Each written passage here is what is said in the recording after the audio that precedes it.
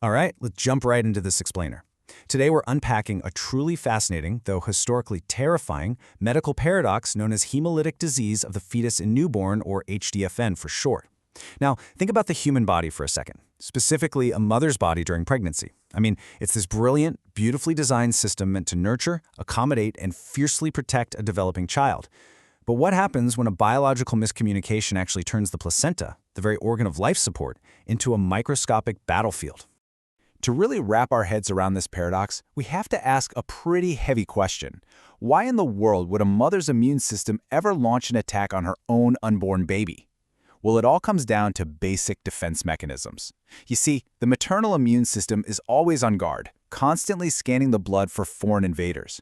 And if the fetus inherits certain blood group factors from the father, factors that the mother happens to lack, her body might actually misidentify the baby's red blood cells.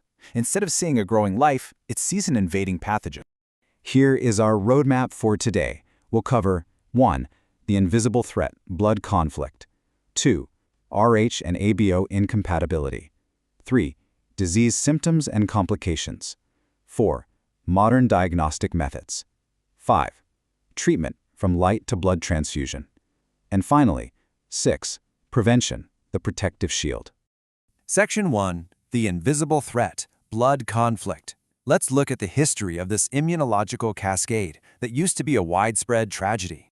It is honestly amazing how quickly we went from just identifying this disease to developing a highly effective medical shield against it. Back in 1932, Dr. Louis K. Diamond first described the condition, which was known back then as erythroblastosis fetalis. But the real aha moment happened in 1940. That's when Landsteiner and Wiener actually discovered the Rh factor while studying macaque monkeys. And that massive breakthrough paved the way for the ultimate game changer in 1968, the introduction of Rh-D-negative immunoprophylaxis, which most people know today as RhoGAM. To really get why this was such a big deal, you have to look at the math. There is a massive biological imbalance at play across the globe. Roughly 85% of the human population is Rh positive, meaning they carry this specific D antigen on their red blood cells. The remaining 15%? They're Rh negative. And it's exactly this 15% who face a distinct risk during pregnancy if they happen to be carrying an Rh positive baby. The statistics alone set the stage for a potential conflict. Section 2. Rh and ABO incompatibility. So, let's zoom in on the mechanisms and see how this actually builds into a clinical conflict at the cellular level. The absolutely crucial thing here is understanding the difference between the two main types of mismatches. Rh incompatibility, that requires prior sensitization. It acts a lot like a tracker missile in subsequent pregnancies because it's driven by these tiny IgG antibodies that easily slip right across the placenta. ABO incompatibility, on the other hand, is just a natural mismatch. For example, a mother with type O blood naturally produces antibodies against type A and B right out of the gate. So this can totally happen in a first pregnancy. But here's the catch, it's usually way milder because fetal red blood cells just don't express as many ABO antigens, making them a much harder target to hit.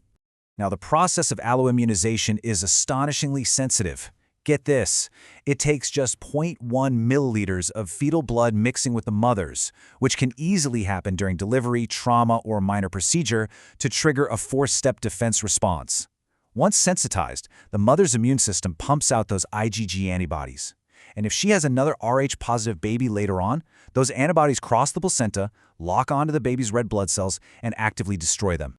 Section 3. Disease symptoms and complications.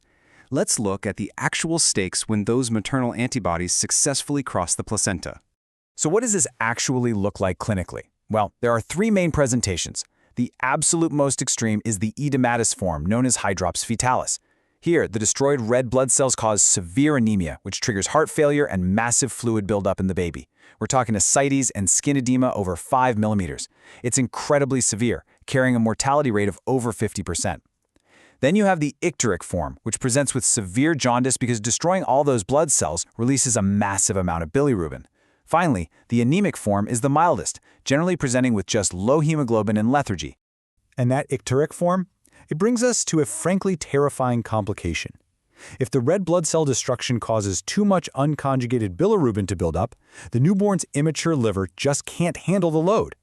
That excess bilirubin can literally cross the blood-brain barrier, leading to a devastating neurological condition called kernicterus. It causes neuron death and permanent brain damage. And that right there is exactly why immediate postnatal monitoring is absolutely non-negotiable. Section 4. Modern diagnostic methods. Let's dive into the detective work and see how modern medicine spots this microscopic battlefield before the baby is even born. If you've ever wondered why blood typing is literally the very first test they do in pregnancy, well, this is why. It establishes a baseline. Doctors run an indirect Coombs test to hunt for dangerous antibody titers in the mother's blood. If they see anti-D titers creeping up into that critical zone, between 1 to 8 and 1 to 32, alarms go off.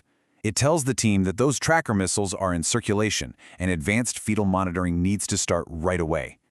Back in the day, checking on the baby meant dangerous, invasive needle tests. Not anymore. Today, doctors use non-invasive ultrasound to measure the blood flow right inside the fetal brain. They look specifically at the middle cerebral artery, or MCA, to measure peak systolic velocity. Why? Because thinner, anemic blood actually pumps faster. If that velocity hits greater than 1.5 multiples of the median, it is a huge red flag that the baby's dealing with severe anemia. But once the baby is born, the battle shifts to the outside world. The clinical team immediately springs into action with a very specific checklist. They draw cord blood for a direct antiglobulin test to see if maternal antibodies are actively coating the baby's cells. They constantly monitor bilirubin levels, both through the skin and blood serum, to stay miles ahead of that kernicterus risk. And they check the reticulocyte count to see exactly how fast the baby's body is trying to manufacture replacement cells. Section 5. Treatment. From light to blood transfusion. So what actually happens when the diagnosis is positive and the baby is in distress? Depending on the severity, the treatments range pretty dramatically. For milder jaundice, they use phototherapy. It's wild. By shining a very specific blue light, exactly 460 to 490 nanometers, onto the baby's skin, it literally alters the molecular shape of the bilirubin so the baby can just flush it out without needing the liver's help. If the baby is severely anemic while still in the womb, specialists might perform an intrauterine blood transfusion right into the umbilical cord. And in the most extreme scenarios after birth, they'll do an exchange transfusion. They meticulously swap out the baby's antibody-coated blood with fresh type O Rh-negative blood to completely shut down the destruction. Section 6. Prevention, the protective shield. But honestly, the true medical miracle we're talking about today isn't the complex treatment. It's the absolutely brilliant prevention. The most important takeaway here is this exact number, 300 micrograms. That is the standard prophylactic dose of anti-D immune globulin, universally known as RhoGAM. Think about that. It's a remarkably tiny amount of medicine, yet it has single-handedly altered the entire course of obstetric history. Doctors execute a masterclass in immunological trickery by administering this injection at highly specific times. They give it routinely at 28 weeks, and then crucially within 72 hours of delivering an Rh-positive baby. Oh, and it's also required after things like an ectopic pregnancy, an abortion, or abdominal trauma. What RhoGAM does is basically sweep through the mother's bloodstream and hide the fetal ID tags. It mops up any stray fetal cells before the mother's immune system even realizes they're there, effectively stopping the production of those dangerous IgG tracker missiles before they ever start. And the hard data totally proves the stunning success of this protocol. Before RhoGAM, this disease was a terrifyingly common cause of infant mortality. But following its introduction, the incidence of Rh-induced HDFN absolutely plummeted from 99 per 100,000 live births down to less than 44. It cut a widespread tragedy by more than half, making the most severe cases increasingly rare. Ultimately, getting these results takes a village. It requires an entire team of obstetricians, pediatricians, hematologists, and nurses to make sure that the testing, the monitoring, and that vital 300 microgram dose happen exactly when they're supposed to. It perfectly highlights how a coordinated medical effort transformed a devastating biological conflict into something highly manageable and, best of all, totally preventable. And that really leaves us with an inspiring thought about the future of medicine. I mean, we identified an invisible killer, mapped its incredibly complex immunological pathways, and engineered a simple, perfectly timed shield to defeat it. Wrapping up our explainer today on this fascinating phenomenon, it really makes you wonder, what other microscopic battles are raging right now, just waiting for the next great scientific triumph?